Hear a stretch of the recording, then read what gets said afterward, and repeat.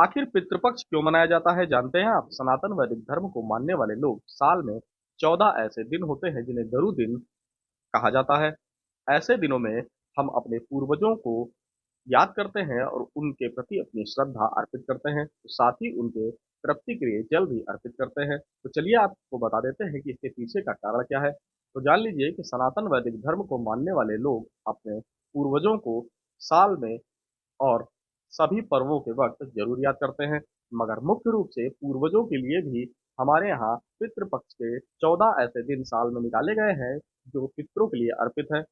सनातन वैदिक धर्म में पितृपक्ष यानी कि श्राद्ध के दिन एक कर्म के रूप में मानव को बताए गए हैं। पितृपक्ष में हम अपने उन पूर्वजों के लिए जल अर्पित करते हैं जो हमें इस दुनिया में लाने के लिए कहीं ना कहीं से एक कारण बने हैं, मगर वह अब इस दुनिया में अब नहीं है और हमें छोड़कर चले गए हैं।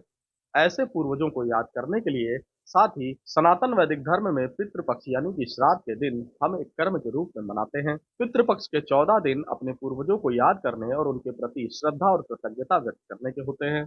पितृपक्ष में पूर्वजों को याद करने का सबसे मुख्य कारण की बात करें तो सबसे मुख्य कारण ये है कि आज हम यदि अस्तित्व में हैं तो अपने पूर्वजों के कारण है और हमें अपने पूर्वजों से ही कर्म, गुण और कौशल प्राप्त हुआ है और आज हम जो कुछ भी हैं अपने पूर्वजों की वजह से है।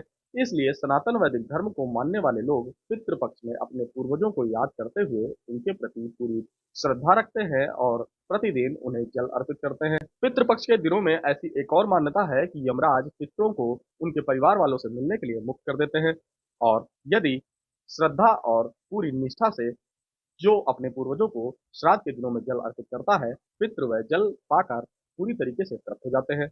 इसीलिए हम अपने पूर्वजों के प्रति आस्था और उन्हें याद करने के लिए पितृपक्ष के दिनों में श्राद्ध करते हैं। सत्य सनातन धर्म की जय हो।